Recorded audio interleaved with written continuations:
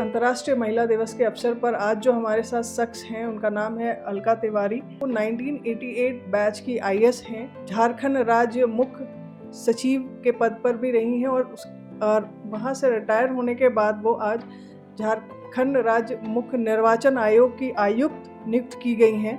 हम आज इनसे बात करेंगे और जानने की कोशिश करेंगे कि इन्होंने अपने जीवन में कितने उतार चढ़ाव को देखा है, कितना अपने जीवन में संघर्ष किया है। सबसे पहले तो मैं अंतर्राष्ट्रीय महिला दिवस की बधाई देना चाहूँगी सभी अपने दर्शकों को।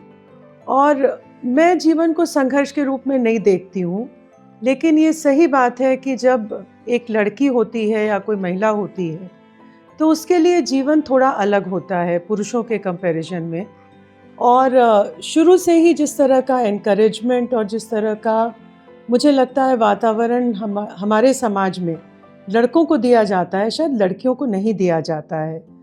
लेकिन जहाँ तक मैं अपनी बात कहूँगी तो मुझे ये लगता है कि छुटपन से ही, बचपन से ही मुझे परिवार में एक बहुत ही पॉजिटिव माहौल मिला। मुझे पढ़ाई के लिए एनकरेज किया गया और उसके बाद करियर के लिए भी मुझे एनकरेज किया गया। तो अपने परिवार में एक पॉजिटिव और सपोर्टिव एनवायरनमेंट, ये मैं समझती हूँ कि बहुत ज़रूरी है हर किसी के लिए, हर किसी के लिए जो जीवन में कुछ भी अच्छा करना चाहती है।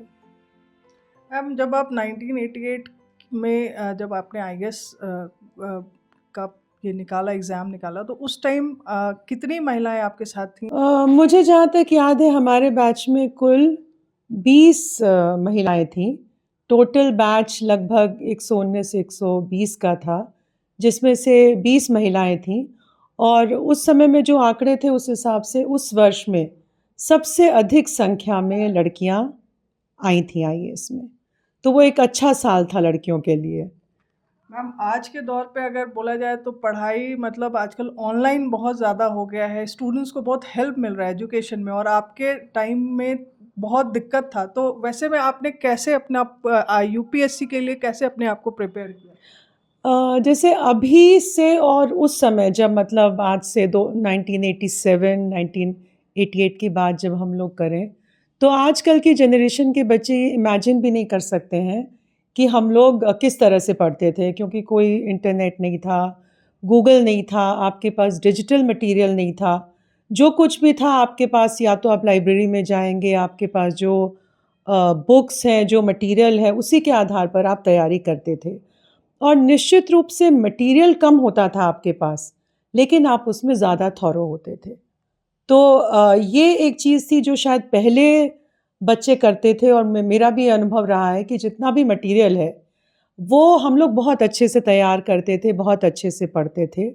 और जैसे मैंने तो बहुत छोटे से शहर में रह के तैयारी की थी। यूपी का एक मुजफ्फरनगर एक डिस्ट्रिक्ट है, तो वहाँ पे तो कॉम्पिटिटिव एग्ज़ाम्स की किताबें भी नहीं मिलती थी। तो जैसे हमारे फादर कभी जब जाते थे दिल्ली तो वो कुछ किताबें लाते थे या कुछ मटेरियल लेकर आते थे, और उसको मैं बहुत ही सिंसियरली उस मटेरियल को तैयार करती थी। तो ये डेफिनेटली वो समय टफ था, लेकिन हमारे साथ और जितने लोग भी एग्ज़ाम दे रहे थे सबके लिए उतना टफ था। मैम, आज की जो युवा पीढ़ी है और वैसी लड़कियां जो मतलब पढ़ना तो चाहती हैं, लेकिन उनके पास कहीं ना कहीं फिनेंशियली थोड़ा दिक्कत है, लेकिन वो एजुकेशन मतलब यूपीएससी वगैरह करना चाहती है। तो वैसी लड़कियों के लिए आप क्या मैसेज देना चाहेंगे कि उन्हें किस तरह से मतलब अब खुद को प्रिपेयर करना होगा? जैसे अभी ही हम लोग देख रहे थे न्यूज़पेपर में कि दुमका की एक लड़की सुदीपा दत्ता जो यूपीएससी में सक्सेसफुल हुई है, और उसके माध्यम से ये पता चला कि दुमका में रहते हुए दुमका के ही में ही जो उपलब्ध मटेरियल है, लाइब्रेरी है, उसका उपयोग करते हुए उसने ये कॉम्पिटिटिव एग्ज़ाम क्लियर किया है। तो उससे यही लगता है कि अगर आपके अंदर डेडिकेशन है, आपके अंदर मेहनत करने का जज्बा है, आपके अंदर डिटर्मिनेशन है, तो आप कहीं पे भी हैं, आप सक्सेसफुल होंगे। ना केवल कॉम्पिटिटिव एग्ज़ाम में, बल्कि कुछ भी आप करना चाहते हैं, किसी भी प्रोफेशन में आप जाना चाहते हैं, तो मुझे लगता है कि ये चीज़ें मतलब डिटर्मिनेशन और मेहनत, ये 2 चीज़ें हैं जो सबसे इम्पॉर्टेंट इंग्रेडिएंट हैं। मैं एज अ फीमेल मैं एक बात आपसे मतलब पर्सनली ये जानना चाहती हूँ, क्योंकि एक फीमेल जब घर से निकलती हैं पढ़ने के लिए तो उन्हें बहुत सारी रिस्पॉन्सिबिलिटीज़ घर की करके निकलने पड़ती हैं, और कई चीज़ों को मतलब घर में बहुत सारा रिस्ट्रिक्शंस होता है, उन सारे रिस्ट्रिक्शंस को मानते हुए घर से निकलती हैं। तो एक यूपीएससी छोटा मोटा एग्ज़ाम है नहीं मैम, और उन लड़कियों के लिए जिनकी बहुत जल्दी शादियाँ हो जाती हैं, तो जो पढ़ना चाहती हैं लेकिन कुछ आगे वो भी कुछ बेहतर करना चाहती हूँ, क्योंकि एज अ फीमेल आपका भी लाइफ, क्योंकि 1988 बहुत पुराना पहले का उस बैच है, समय, उस हाँ, टाइम लड़कियों को उतनी आज़ादी नहीं थी, और बिल्कुल। वैसे सिचुएशन में आपने यूपीएससी क्लियर किया, और आपकी फैमिली आपको कैसे मतलब किस तरह से सपोर्ट किए, थोड़ा सा आप। जैसे मैं अभी भी कहती हूँ, मतलब उस समय 1988 की बात करें या आज की बात करें, लड़कियों के लिए अभी भी थोड़ी-सी सिचुएशन टफ़ है। उसमें 2 चीज़ें मुझे लगता है बहुत इम्पोर्टेंट है। एक तो फैमिली सपोर्ट करे आपको, दूसरा एज़ अ सोसाइटी हम लड़की को कितना सिक्योर फ़ील करा रहे हैं।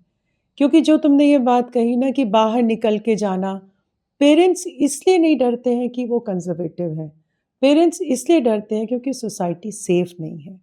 जैसे एज़ अ पेरेंट मुझको भी लगता है, जैसे दिल्ली में रहते हुए जब बेटी ये कहती है कि मुझे जाना है, कहीं डिनर पे जाना है, तो ये लगता है कि ये सेफ़ली वापस आ जाए, और हम लोग नॉर्मली डिस्करेज करते हैं कि नहीं इतनी रात को बाहर मत जाओ, शाम को चले जाओ।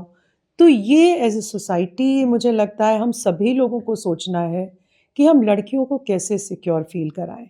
तभी वो लड़कियाँ सोसाइटी में कंट्रीब्यूट कर पाएँगी as a student, as a professional, और हमारी इकोनॉमी में कंट्रीब्यूट कर पाएँगी। क्योंकि अगर हम हमेशा मतलब लड़कियों को डरा कर ही रखेंगे, तो वो लाइफ़ में कुछ भी नहीं कर पाएँगी। और जैसे जब भी हम लोग बात करते हैं, जैसे फीमेल्स की, और मतलब फीमेल्स कहाँ तक आगे बढ़ी हैं, तो हम लोग देखते हैं कि बहुत हद तक हमारा जैसे लेबर फ़ोर्स में पार्टिसिपेशन बहुत ही कम है। हालाँकि इम्प्रूवमेंट बहुत हुआ है, लेकिन हर सेक्टर में, ऑर्गेनाइज़ सेक्टर में, अनऑर्गेनाइज़ सेक्टर में बहुत ही कम महिलाएँ हैं जो आ रही हैं। उनको एक अनुकूल वातावरण देना होगा, और ये फैमिली से शुरू होता है, फिर आपकी जो आस-पड़ोस के लोग हैं, आपके रिश्तेदार हैं, और फिर एज़ अ सोसाइटी। और जब आप वर्क प्लेस में आते हैं, तो जैसे तुमने बहुत सुना होगा, और जिस भी फ़ील्ड में तुम अभी काम करोगी, तो लड़कियाँ वर्क प्लेस में भी बहुत सिक्योर फ़ील नहीं करती हैं, स्पेशली जो यंग गर्ल्स होती हैं, चाहे वो गवर्नमेंट सेक्टर हो, प्राइवेट सेक्टर हो। तो ये हमारी ज़िम्मेदारी है, जो लोग भी काम कर रहे हैं, महिलाओं की भी, पुरुषों की भी, कि हम कोई लड़की या कोई महिला अगर वर्क प्लेस में है, तो उसको हम कितना सिक्योर फ़ील कराएँ, जिससे कि वो अपना 100% दे सके। एक सवाल और है मैम, जैसे हमारे ज़हन में आता है कि कोई आईएएस, महिला आईएएस, या फिर महिला अगर कोई पुलिस डिपार्टमेंट, तो हमारे ज़हन में हम लोगों के दिमाग में आता है कि यार ये बहुत बड़े पोस्ट हैं, इनके साथ तो कभी कोई संघर्ष होगा ही नहीं आगे। तो कभी आपको कभी वैसा संघर्ष फ़ील करना पड़ा है अपने वर्क प्लेस से या फिर अपने काम के रिलेटेड, कभी भी वैसा कुछ?